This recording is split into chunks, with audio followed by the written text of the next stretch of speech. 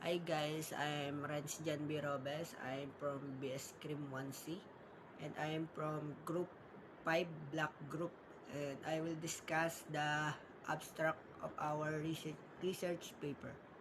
Abstract. The COVID-19 has also had a significant impact on the global economy as well as global education. Because we are in a new normal, our education system has changed. The setting for delivering education to learners from the traditional settings such as face-to-face learning to distance learning, where learners will simply study at home through different settings. This study aims to determine the effect of pandemic to the mental health of criminology college students at City College and help to get deeper and better understanding in mental health. Mental health is a state of mental well-being that allows people to cope with life's stresses, realize their abilities, learn and work effectively, and contribute to their community. It is an essential component of health and well-being that underpins our individual and collective abilities to make decisions from relationships and shape the world in which we live. Mental health is a fundamental human right. It is also essential for personal, community, and socio-economic development. Mental health encompasses more than just the absence of mental disorders. It exists on a complex continuum with varying degrees of difficulty and distress and potentially very different social and clinical outcomes from one person to the next. Mental disorders have a psychosocial problems are examples of mental health conditions. A qualitative type of research was used in this study that specifically used survey questionnaires with 20 respondents from criminology college students of City College. 10 questions comprised to conducted survey. The findings of this research shows that stress and anxiety as a factor that can affect connecting pandemic on the mental health.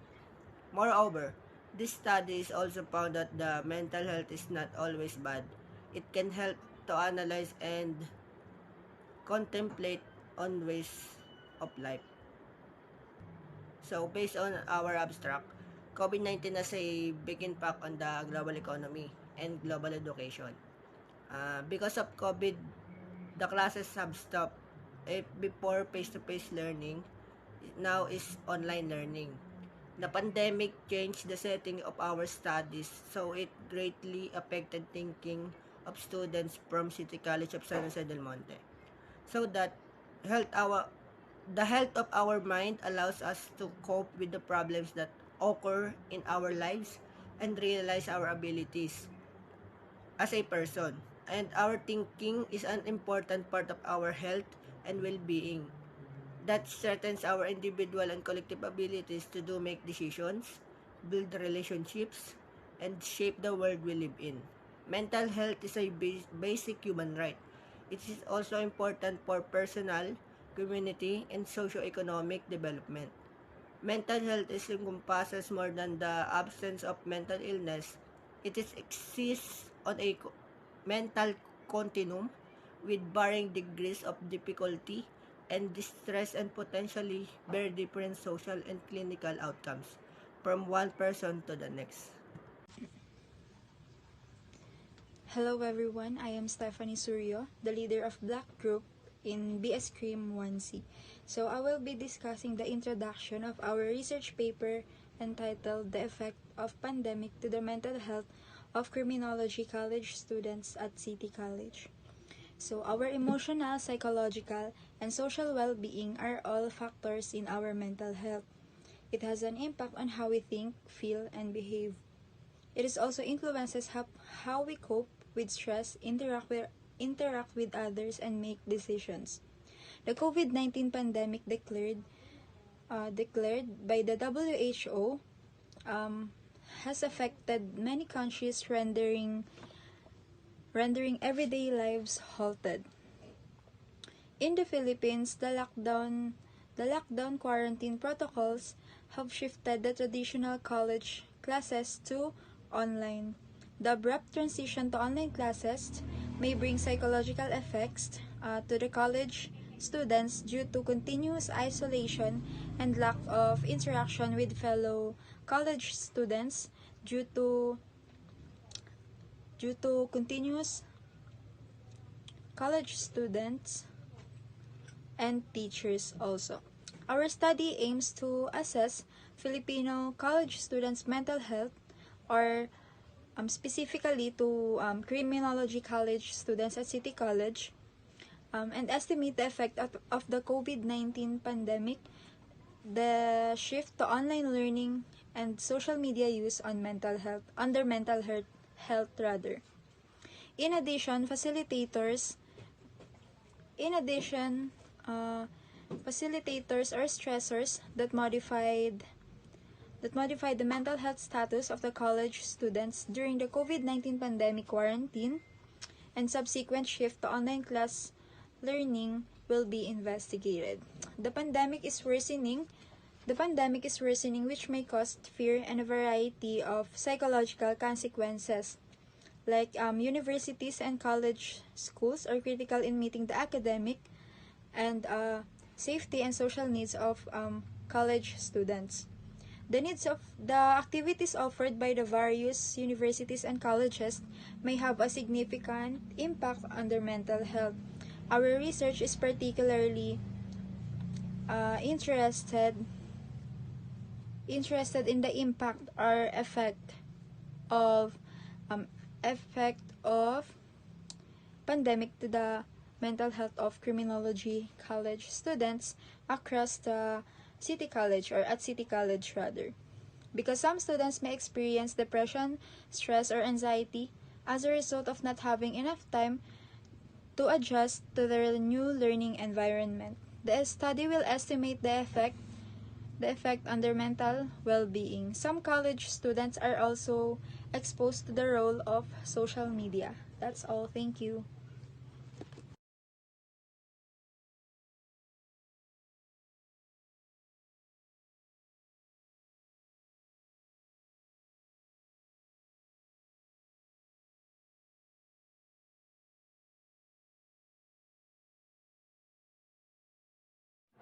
Good morning. I'm Prince Patrick Tamba from Black Group. Acknowledgement. First and foremost, they would like to thank our Almighty God for the wisdom He bestowed upon them in order to continue with strength, courage, determination, and perseverance to complete this research. The researcher would like to express their gratitude and appreciation for being part of this journey, as it would not be possible without them. This This study would not have been possible without the generous support of many individuals who volunteered their valuable time and participation in development completion. They are grateful to Mr. Rabago for his guidance, patience, shared knowledge, and expertise in this study. The researcher would like also thank the criminology college students for giving their time to respond to the survey. Nothing would be possible without the support of their families, relatives, and friends. We are especially grateful to those who were part of our research paper. It could not been developed without the help of people mentioned in the acknowledgement part. That's all. Thank you. So, good day everyone. My name is Miljan Japes from BS CRIM 1C. From discussion, based on the data presented above in Table 1.1, COVID-19 had an impact on mental health. There are 19 responses, and based on the 19 responses that said yes, 47.4% means these 19 responses of criminology college students at City College have an impact on their mental health. There are also those who said no with 31.6% and maybe with 21.1%. In table 1.2, the question is COVID-19 causing stress and anxiety? Based on 20 responses, there are those who said yes, that 45% means these 20 responses, students of City College Criminology, that there are 45% who were affected by stress and anxiety, and there are also those who said no with 25% and 30% on maybe. On table 1.3, do you find it difficult to concentrate on your studies due to normal? Based on 20 responses that said yes, 70% means these 20 responses, students in City College Criminology who said no, 10% and maybe 20%. On table 1.4, do you find it difficult in maintaining a routine due to COVID-19? Based on 20 responses that said yes, 85% means these 20 students in City College of Criminology are having difficulty maintaining routines due to COVID-19, and there are also those who said no, with 5% means they maintain their routines even with COVID-19, and maybe with 10%.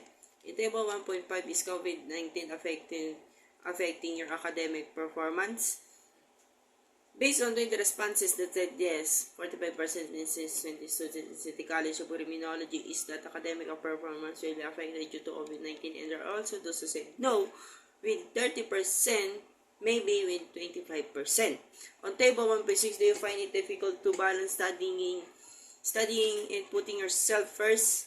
Based on 20 responses that said yes, 85% means these 20 students in City College of Criminology are finding it difficult to balance their studies, and there are also those who said no with 10%, maybe with 5%.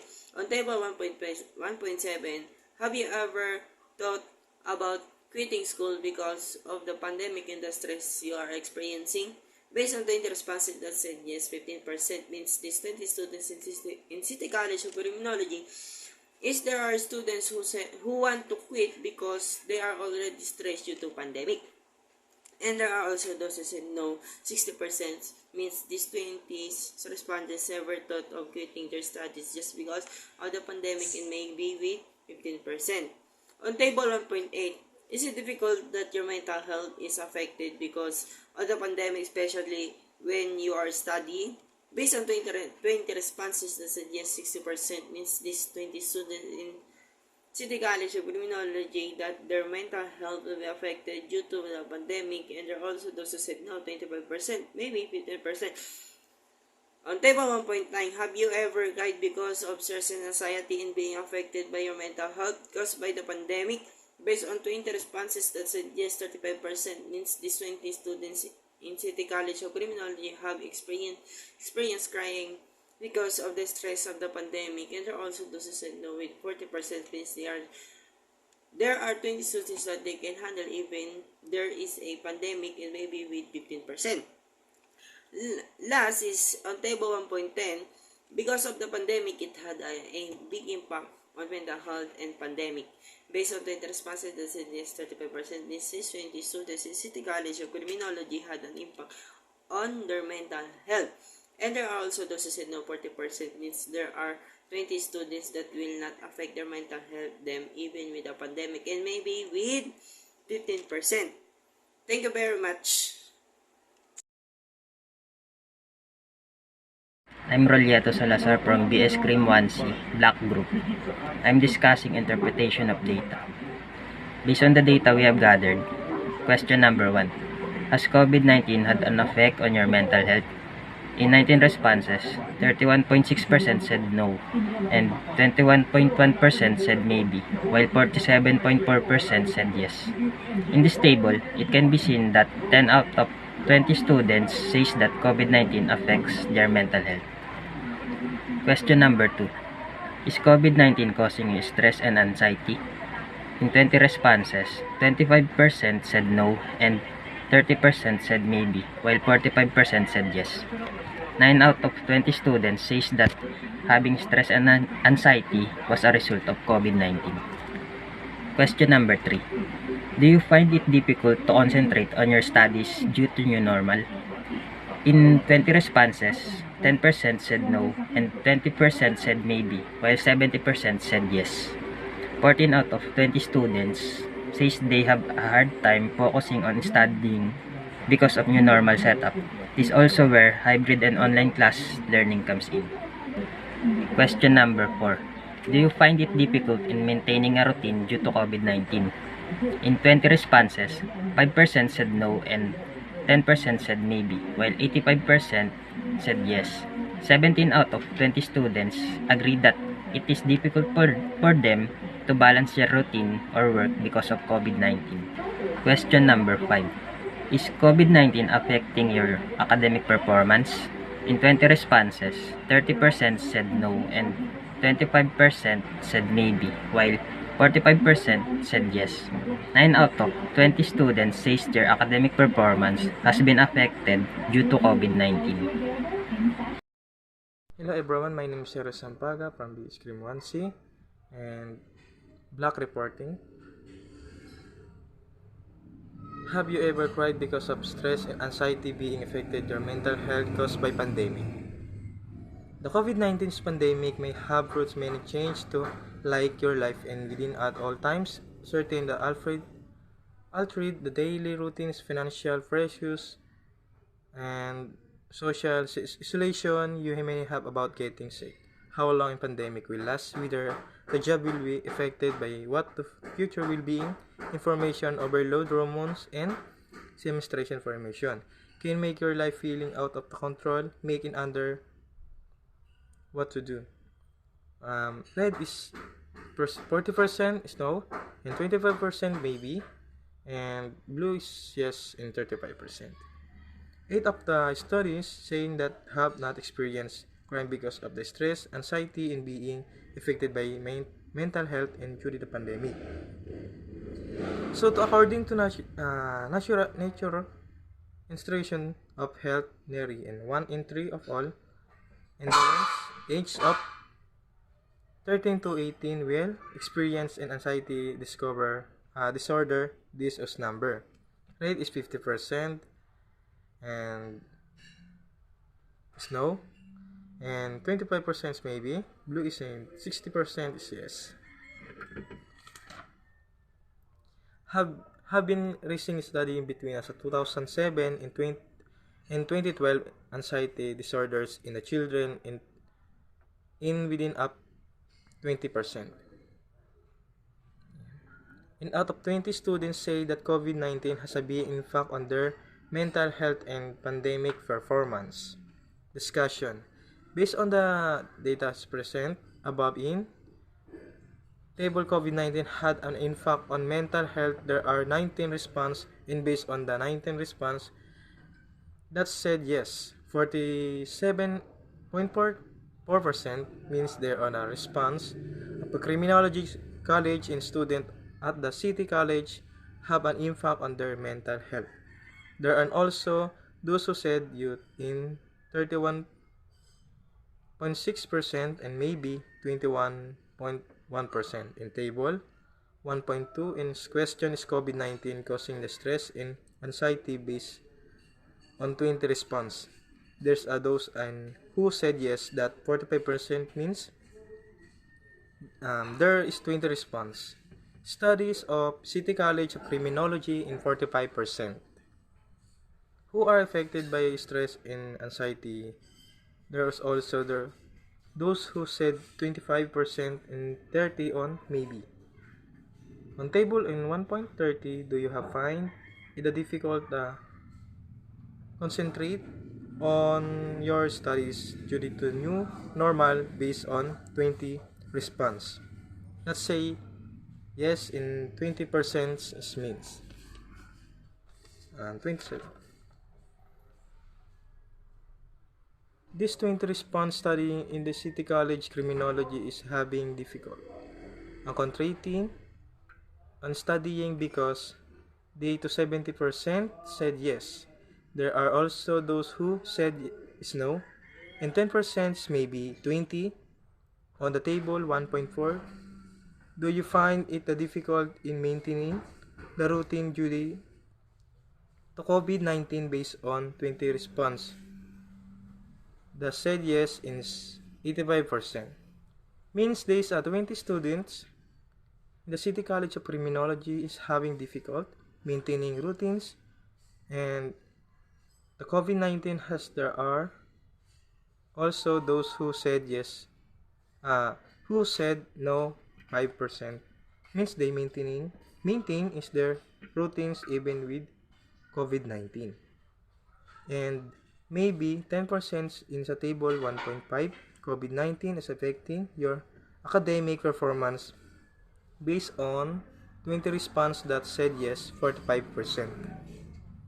Means the 20 students in the City College of Criminology that academic performance will be affected by due to COVID-19.